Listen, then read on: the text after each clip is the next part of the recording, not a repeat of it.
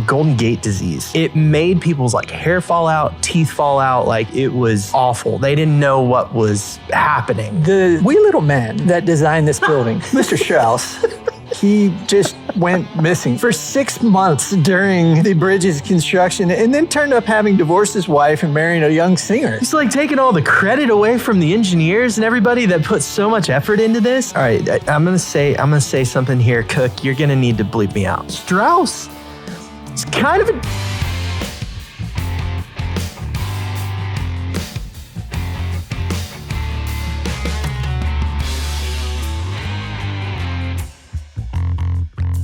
I find it absolutely hilarious that we are a construction podcast that is disrupted by construction next door. We want to give you guys a good product.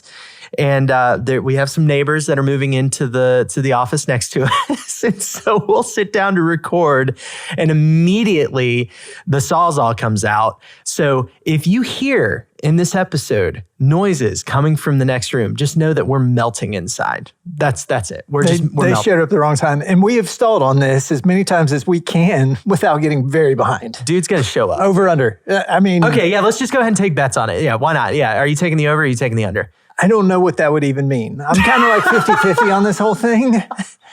If I'm over, what does that mean if I'm under? Like, okay. I don't know. We'll talk after the show. Not much of a gambler here. I mean, I had to ask some friends of mine to explain that too, because #homeschooled, you know, I didn't know either. But now public schooled and I am not. And you still don't know. Okay, sorry. I'll explain it to you later, man. That's pretty I did simple. have a buddy that ran a pretty good gambling ring at our high school, but that's a topic for a completely different day. Yeah, it did happen. Really? Yeah. What was he gambling on?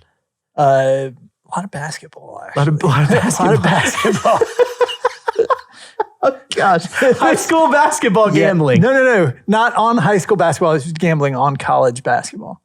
Oh, yes. Okay. But he was a bookie. Like he had a whole book, a literal folder. Did he have to have like security or whatever? So no, but it did get found out and it did get, yeah.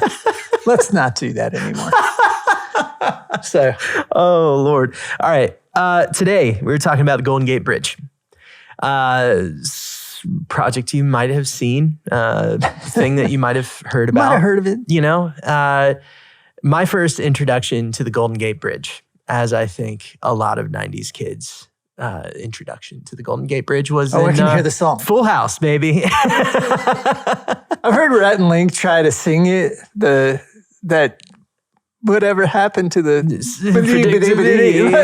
nobody knows what it is. The Milkman, the Paperboy, and Evening TV. Yeah, we know this part, but simple walls. Dude, I was getting crossed up with Family Matters too. I don't know why that kicks off in my head as Family Matters. So I'll be singing through that and then immediately switch over to the Family Matters theme song. So oopsie. Well, the crossover thing, the mashups are in now. So. Mm-hmm. Well, all right, so here are the specifications of the Golden Gate Bridge. It is 4,200 feet long between supports, actually. So the vertical supports that you see that are so distinct in the bridge, 4,200 feet between them, 1,280 meters. And also the tallest towers set the world record at the time for the longest bridge span. So the height of the towers above the water, 746 feet above the water. Holy crap. All right. Weight of each tower. You ready for this? I know you're ready for it because you can see it on the paper. It's 22,000 tons. 22,000 tons per tower. That's big. That's lots. There's some big honking crap happening in this structure. Total length of the bridge, including the approaches, is 1.7 miles. It's 90 feet wide and 80,000 miles of steel wire, less than 0.196 inches in diameter. All the woven wire and Not stuff. woven, 80,000 miles of it. Okay, for the record. That can wrap around the Earth 3 times at the equator. Yep. Let that settle in for a second. That's a lot of wire. Holy crap, guys. 389,000 yards of concrete. That's enough to build a 5-foot wide sidewalk from San Francisco to New York. and then more than 1 million rivets. You missed one. You missed one. What? The weight of the bridge, 840 million pounds. And that is without the concrete anchorages included. And that is heavier than the Empire State Building. So, big honking thing. This is a big honking thing. Yeah. I want to talk about the rivets for a second. Can we dig into that? Maybe this is jumping ahead a little bit. There is a whole thing there. So yeah, let's go. This is actually kind of riveting. Seriously. There was something that happened with the riveters. They came down with some ailments, and they started referring to it as called the Golden Gate disease. Yep. And so it was because there were vapors being released from the rivets, like these red hot rivets that would be put in place. And when they interact with the paint on the Golden Gate Bridge, it would release a vapor. It was a primer paint. And it was a primer. And it made people's like hair fall out, teeth fall out. Like it was awful. They didn't know what was happening, honestly, until later on. And then they started wearing respirators. Like basically like, I don't know if these were very good respirators. Anything would have been better. Shield you from the toxic cloud would be... that would be preferable to your teeth falling out, I'm going to think. Yes. Yeah. But these people got paid $11 a day too.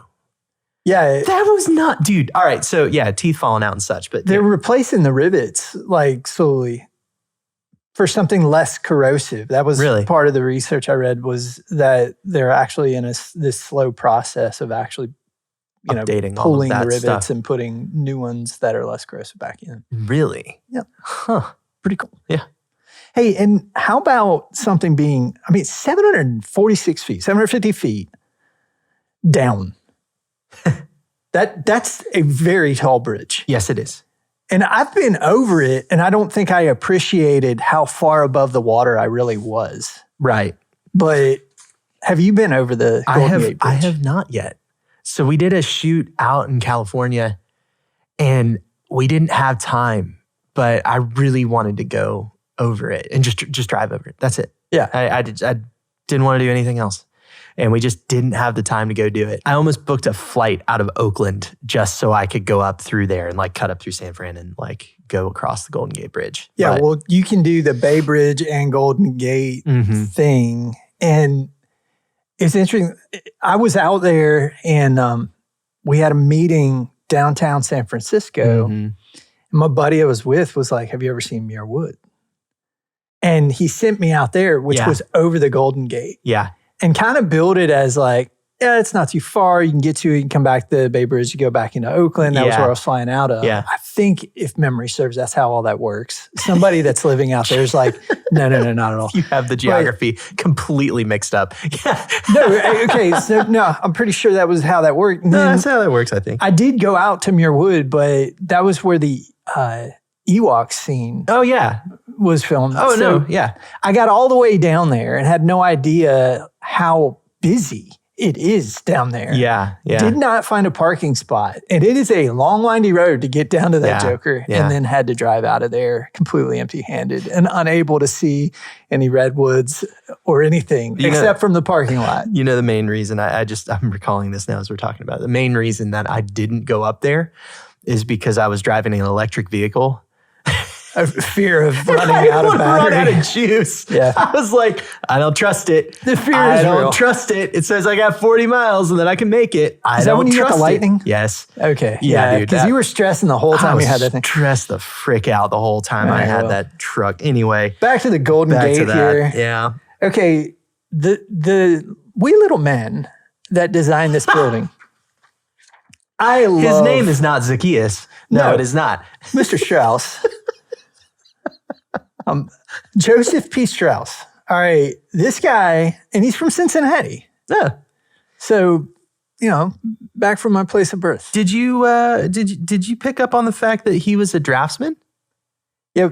One thing that I thought was interesting. It said that he just went missing. Strauss disappeared for 6 months during the bridge's construction, and then turned up having divorced his wife and marrying a young singer, which is like, where'd you go? Okay. And then he turns back up and then dies shortly after the completion. All right. I'm going to say something here, Cook. You're going to need to bleep me out. All right. I'm going to just go ahead and warn my editor here.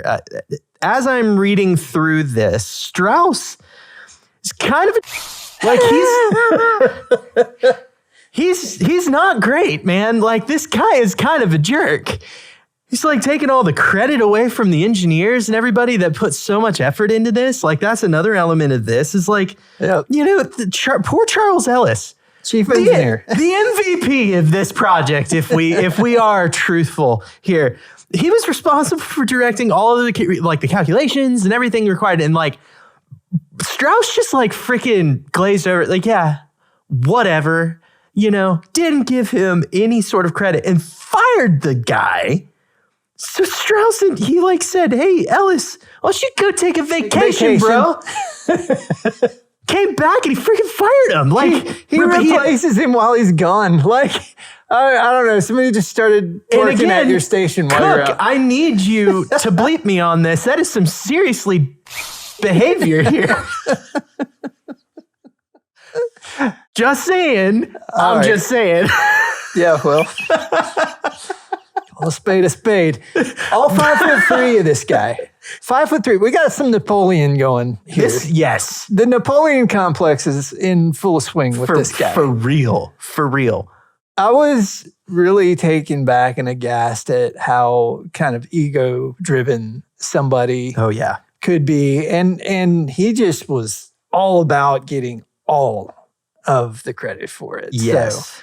So, loved poetry, the arts, pianist, painter, writer, and oh, by the way, the one who tries to take all the credit for the Golden Gate Bridge. I'm not going to make any comments on architects here. I'm going to move on. Anyway, so I also want to include here, Strauss died within a year after the completion of the project. Yeah. So he kicked it. I feel like God said, all right, you're done. You're done. You're done. Did get to see the end. Hey, did you see? So Charles Ellis did do all of the calculations and everything, but they verified all their calculations with a 1:56 scale steel model. Like, they actually produced a steel model. My mind races because I'm like, how do you get all of the proportions just so? Yeah. To where you're thinking, oh, I put it together in miniature. That's what it's going to act like in the wild. Yeah. Like, no. It'll act just like that when we put it out for real. Well, he did a dang good job. Yeah, he did a dang good job. Like, obviously. What is it? They only shut down the bridge like 3 times since its opening, which is crazy. And that was just due to wind. But it withstood all of that too. Like 75-mile-an-hour winds, I want to say. We're racing by some of the historicity of this thing. The historicity? Yes. What the frick is the historicity? The historic nature of the bridge. When you look, okay, so is that even a word? What? Historicity? Historicity. Oh, man. Yeah. Is that a word? Yeah, that's a word. I didn't know. You could go the whole suspension bridge thing, which is a cool study in and of itself. Those go back 300 AD and are attributed to Chinese bridge builders. But then you could also go back into the Golden Gate background, which is to say that people knew for a long time that this little point where like a lot of the northern half of California literally drains out into the Pacific Ocean through this little area. And this passageway, like, everybody knew that this would be like, I could just get from one side to the other, that's a big deal. So go look at your map. If you're not from Cali, like, maybe you don't really know quite what this region or area looks like. This is like, you've got this little inlet and San Francisco sitting there. And this is the passageway from south to north and north to south across this inlet. To go around would be like 3 hours, even if you were just taking interstates right now. Yeah. So this is like a long way around the bend. Yep. John C. Fremont, who you tried to mention a moment ago. What, did I distract you or something? Well, no, you were trying to say Strauss and you got confused and then you went Fremont. And I'm pretty sure Cook's going to edit that out, but I'm not going to let it slide. Oh, thanks. Appreciate it. I am going to call it out here. Thanks. He was the one that kind of imagined how, because of all the gold rush activity and everything out there, this could really help with trade and trading all this with Asia. So a lot of different people had different ideas, but when it finally came to bear, they bring this bridge in and transform a region by connecting these dots. Yeah. The fun part, you always have naysayers. Of course you do. Yeah. So yeah, the naysayers is fun. The opposition. And it's like, who would say that this is a bad idea? Who would it be? Well, these make a lot of sense. So you got environmentalists that don't want you messing with the surroundings, right, which I find some irony in, because now you're cutting the route down, right? So environmentally, you're thinking, no, this is much more strategic, like better. Get to A to B. Yeah. But in the day, you were messing with the environment. Yeah. Ferry operators. Sense. Makes sense. Makes some sense. No. We should ferry people across. Cutting into my livelihood here. I don't like this so much. Yeah, right. Shipping companies. So you're cutting down like how large a ship can get through here. So they're like, I don't want a bridge in there. I might not be able to bring as big a ship through. But there's some pretty stinking big ships that can still get under a 750-foot tall bridge. So another one, there were plenty of engineers that just didn't think this feat was possible. Like, no, you're not going to be able to do it. That thought is kind of mind-blowing because they went out on this limb and said, no, we'll engineer it. And hey, we've got a little miniature scale model and it works there. So why not? We'll just build the big one and see what happens. Yeah.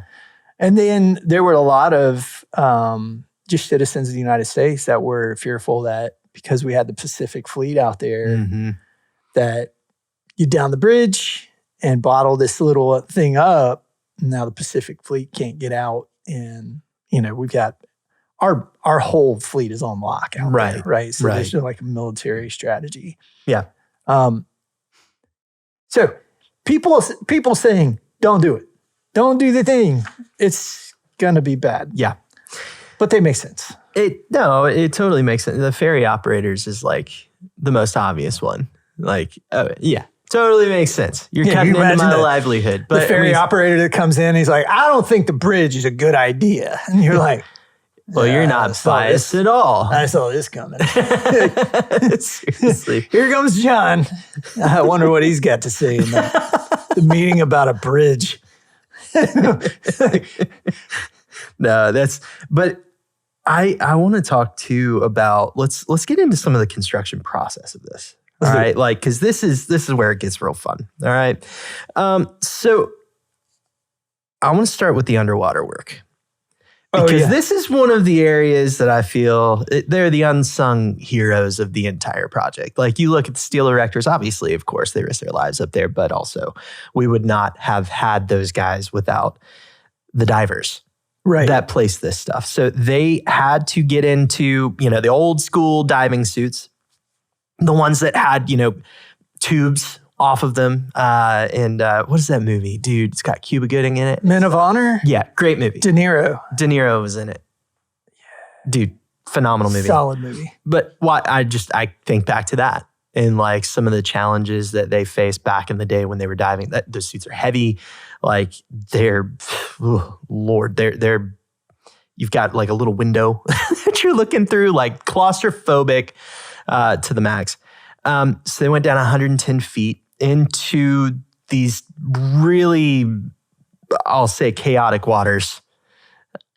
I mean, come on. Like, they can only work tides 4 times mess with them big time. Yeah. They had to wait until the tide transitioned so that the thing wasn't, the tide wasn't coming in or going out. Yeah. And creating this massive current. Yeah. So they placed, dynamite. They removed, just loose material and guided positioning for 40 tons of steel forms used for the concrete of the South Tower. And also poured concrete underwater, which up until that point hadn't really been done. Yeah. Like I said, without those jokers, none of this would have been possible at all. And I'm shocked, and I don't know if this is factual.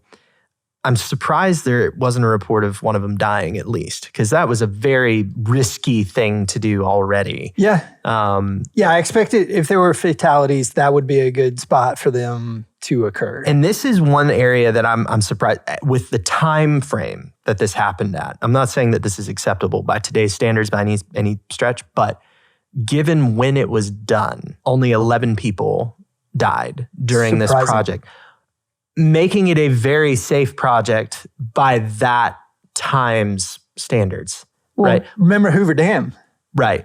Hundreds of deaths. And that was basically around the same time, maybe a little bit earlier than this. So consider that only 11 deaths over the span of the entire project. And caveat here, 10 of those deaths happened during the same incident, where it was a road paving machine, something went awry.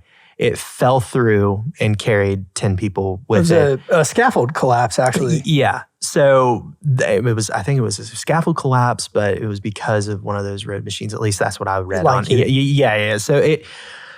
So one of those incidents caused 10 deaths. Tragic, obviously. And then there was one other incident that occurred, I would imagine, from probably falling or something close to that. But they installed, for the safety minded here, one of the things that they did differently is they spent $130,000 on a safety net. Yeah. Saves 19 people. Saves 19 people. And dude, I don't know. Like that, I love how forward thinking they were. And they were like, no, this is going to be a safe project. Yeah. This isn't just going to be like, grip it and rip it territory, which Hoover Dam was totally grip it and rip it territory, What's even nuttier to me is back in the day, the rule of thumb was you could expect to lose one worker per $1 million of construction. Could you imagine if we use that as a metric today? Like, come on. That's crazy. Yeah, that's even hard to think about. That's nuts, man. Did you see where this was one of the first projects that actually required hard hats? Oh, yeah. Yeah. That was pretty fun. Yeah. And you see them too, and they kind of have more of a military vibe to them too. Yeah. Like those early ones, and they even had a strap, which is like hilarious. Metal. Yeah, now we're back. Now we're back to straps, like, and so like which made sense. I mean, if you're climbing around on a bridge that height, yeah, it makes sense that you have a strap on, of course. Yeah. But it's cool too to see, even with that safety record, watching some of the footage of those guys sliding up and down the cables, just like and climbing around just like monkeys, man, just like all over it. Bonkers to me that it was only that many people that passed away. So what about those cables? So I'm reading right now, one of the first fun facts about the cabling is that they can bend, they're flexible enough to bend up to 27 feet laterally. That's a lot of give and bend. Yes, it is. Yes, it is. Especially given the fact. All right. No, is that the big one though? Is that the big one that's able to bend 27 feet? Or are we talking about like the smaller cables that are vertical? It's not specific about that. All right. So I would believe that about the smaller ones. The big honker though, that's a crazy tidbit about the Golden Gate Bridge is the ginormous cabling that you see. So if you're looking at a picture of the bridge, all right, and you see the main kind of cable like that goes up, the top cable, 3 feet in diameter. 3 feet in diameter. And that's where they had all of the steel wire basically pulled together and meshed up into these just massive tubes of wire, essentially, right? Like, and then they painted over that too, which is to seal it all in. You would have had to have like kind of fabricated this stuff in place. No way you could have gotten at it except by the combination of all of the small wires coming in to build a large one. Yeah. Crazy, man. It's very telling of the innovation and the problem solving that they had to go through because this was a first of its kind construction. Mm-hmm. And so many times we pull in our little world and lives on things that oh yeah, when we do that, we do it this way. When there's not previous precedent for something, you're inventing. So you got to wonder how many like undocumented inventions came out of this process. Yeah. Or how many things that they might have figured out that then were carried forward to other projects where other projects began to benefit from that, whether those be bridges or other general construction. I mean, just being able to pour concrete underwater, pretty life-changing. Opens a lot of doors, for sure. For being able to build more bridges. Yeah. Seeing a suspension bridge work and seeing the spans that we could achieve. Oh, all of a sudden, maybe we can get a little more span. That theory works. It's been borne out. I don't have to just rely on a model anymore. So pretty cool how a large innovative idea, like a really big innovative idea, actually creates a lot of small innovative ideas and inventions under it. So they had to work pretty hard to achieve that. Look at NASA or any of these like large achievements we've had, and it's very similar. Yeah. So. And I watched Oppenheimer, by the way. Yeah? Yeah. All right. That one's interesting for sure. Yes. Kind of long, slow. It wasn't as like gripping as I thought it would be, for the record. I hear that. Visually, it was crazy good, of course. Because, I mean, they shot it on IMAX cameras, you know, I geek out about that all day long. But anyway, speaking of projects and things that have never been done before, that's definitely an interesting conclusion there. Dude, what sort of things are you drawing from this, though? All right, like what sorts of things do you feel we should learn from some of this research? Well, I'm going to go back to the naysayers. And just say, okay, so we've got this massive innovative project on our hands. It was a public good. Yeah. There were things that were going to come out of this that people saw benefit in, and it had been pressing towards for a long time. I mean, whether that be suggesting for like a bridge for automobiles, really before that, a bridge for railroad. And so people are looking at this pass and saying, we need to be able to bridge the gap from here to there. This would change life. Yeah. Even at that, there were people ready to just stand in the way and give excuses and give reasons why we shouldn't do that thing. And so you think about those voices, and all of them seem to have a play in that. All of them seem to have a reason. And I mean, from the ferry standpoint, like the people that are on a little boat taking people back and forth, and this is going to directly impact their livelihood, well, makes a lot of sense. But then, I mean, when you think about engineers that say, can't be done. Okay, it was done. And you shut that down. But somebody else had the guts, the fortitude, the shoulders, whatever you want to say, to go out and try it. And so they gave it a try. They kind of chose to go to the moon. And then through that, we expand our capacities and our abilities because now we've done it. It's that breakthrough moment that we've talked about again and again. One person does it, and then other people see it. Now all of a sudden it becomes repeatable. It becomes attainable. It becomes something I believe I can do. So I build on your ideas. I build on your techniques. I build on the things that you've learned, the lessons that you've learned along the way. So just this headwind against this project. But the benefit, the public benefit, and also the construction benefit that you reap, the reward at the end. Now, I'm sure there was a massive investment in being first of kind. Yeah. And a lot of uncertainty of, oh yeah, we've got a 1:56 model that it works on. I'm sure it'll work in real life. Right. I'm sure we figured everything out in those calculations, which, by the way, were done by hand. I mean, it was a risk, but they did take it, and the bridge is still standing today. I find it funny, like the naysayers, I think were proven wrong over time, right? So like if we're talking about like the environmental impacts, let's just take that for example, right? Yeah, that was interesting. Environmentalists saying that this was a bad thing. I want you to think through too, like what's the big topic of conversation that we have today? It's emissions and exhaust fumes going into the atmosphere. A 3-hour trip versus a 20-minute trip cuts down on a heck of a lot of that. So little things that weren't even on their radar at that time, it ended up being something where, oh no, this was actually beneficial in causing less of that to happen. So environmentally speaking, this was actually a really good thing. I would say it was a net positive for just the world in general. That's an interesting one from just a philosophy standpoint. Is like, when is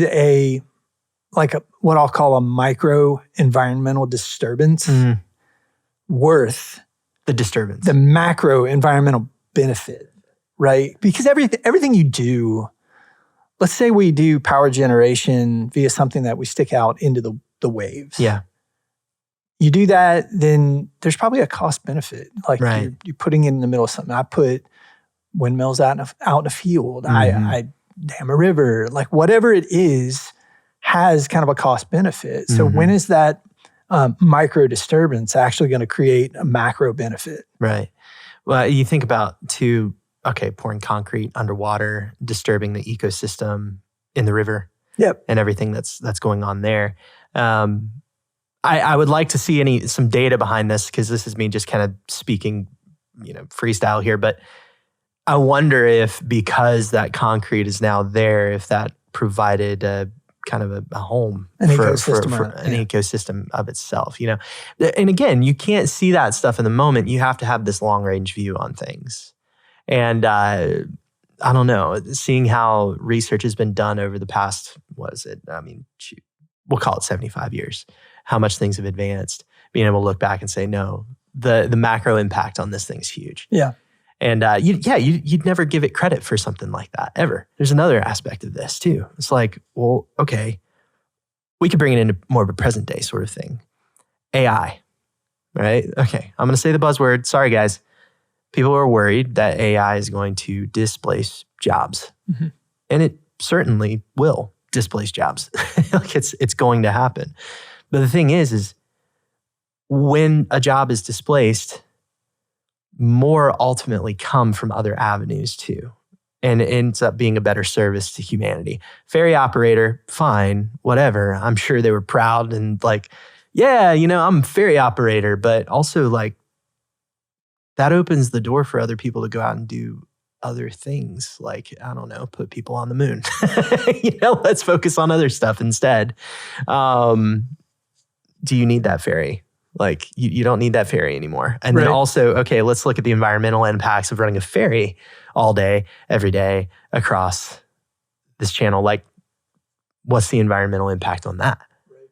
So, like, you can go down all of these different little threads and chase it out. Just find it so fascinating. It's a cool piece of architecture. It's a cool building feat. And then from the standpoint of just kind of the life change of the whole thing. I mean, this is a place of remark. Like, people go here just to say, I saw the Golden Gate Bridge. Right. And I mean, wow, what a compliment to what you've built. Right. People come to a place just to see the thing. Mm-hmm. It's a cool thing. And I have been a part of that experience, and I can say, hey, I kind of felt something when I went across this bridge for the first time. When I approached it and looked at it, I was like, wow, that's it. That's the Golden Gate Bridge. Pretty cool. That's one of those structures, and they're all over the place, where you look at it and be like, oh my gosh, like, people made that happen. Like, people built that. That's crazy to me. Except for the pyramids. The aliens built the pyramids. But like, seriously. I'm curious. I'm going to ask you one a little impromptu. Okay, what you got? Well, okay, Hoover Dam aside. Yeah.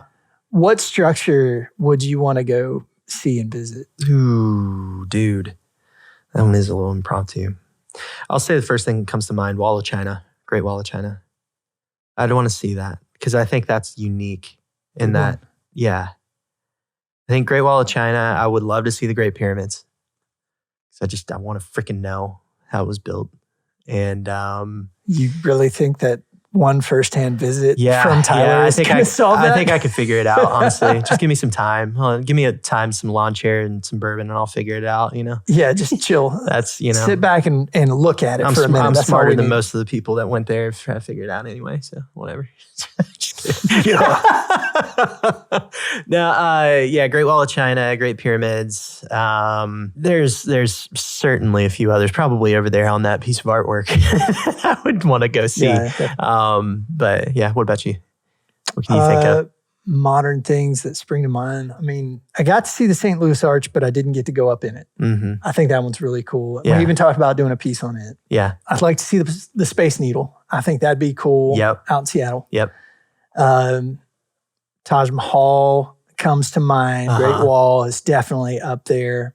I'd love to see some of the castles that were built really in Scotland, kind of the homeland. Oh, falls out. Yeah, I'm with you on that. So that's a big one. Pyramids are definitely an obvious one. Mm-hmm. But also some of the pyramids that were built elsewhere, because we find pyramids all over the world. And so some of the South American pyramid structures.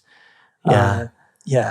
The Incan and Mayan structures would be really cool to go see. Yeah. So yeah. There are, I'll just say, a lot of them that spring to mind that would be really cool to go and take in. And, there are man-made marvels, and those are cool to see. Yeah. And then there are natural marvels. Right. And those are amazing to see. Yeah. So, standing at the top of Bryce Canyon, looking out and just beholding that for the first time was amazing, and made me want to see the Grand Canyon. I've still never seen. So natural stuff. I want to see El Cap. I want to see that. Yeah, because I freaking love the movie Free Solo. I love that movie. It's so good. Have you seen that yet? I have not. Oh God, Eddie. Oh my gosh. All right. Okay. Anybody listening, if you have not seen Free Solo, go out and watch it. It is again riveting to watch Alex Honnold climb that without ropes. Yeah, and obviously on screen, it doesn't play quite right. Like I want to see it with my own eyes and say like, holy crap, somebody climbed that. Yeah. Because it's 3,000 feet, I think, something like that he climbed with no ropes. And that's a natural one that I definitely want to go check out. There are a lot of them too. I feel like the list is endless if you really think about it. Right. Yeah. We could sit here and rattle them off. And Eiffel Tower, Maybe a cool message here is, hey, look around. Like there are pretty cool things around us if we kind of stop and smell the roses, so to speak. And you may live in San Francisco and be listening to this and encounter the Golden Gate every day. But maybe look at it with some fresh eyes. Stop and consider. And stop and consider some of the specs and some of the cost and some of the philosophy behind a really cool structure, and understand that there are people from all over the world that come to see just that. Mm-hmm. So pretty cool, man. I don't know. I think that's a good word too for just our day to day. Yeah, for sure. Oh, yes. All right. Like you work in construction. All right. You get to have fingerprints all over the world. Right. Like take some time today. Go out and look at what you've done. Look at the projects that you've done. Look at the project that you're working on and consider the impact that it's going to have on society. Heck, that may be a flipping Wawa gas station. All right. You're impacting people by giving them sub sandwiches and gas, all right? And some decent coffee. That ain't bad, all right? That's good. That'll perk somebody's day up, right? So, I mean, and it could be everything in between, right? We get to work in a really cool industry, guys. Like that is for freaking sure. And we should be proud of that. No doubt. So, all right, we'll stop rambling. There it is. Golden Gate Bridge. Hit us up with any thoughts, guys. What did we miss? Also, let us know if you have any ideas for future episodes. Maybe something that you want us, I say us, it's hilarious, Lee, to research and us to talk out of our butts about. We are happy to do so. This is a lot of fun, man. I love getting these history lessons. These are freaking amazing. Oh, yeah. And if you haven't already, leave us a rating and review, leave us a rating and review. I'm going to put that plug in there too. Do it. Keep climbing the ranks, man. Keep doing what we're doing. All right, guys, go build something awesome.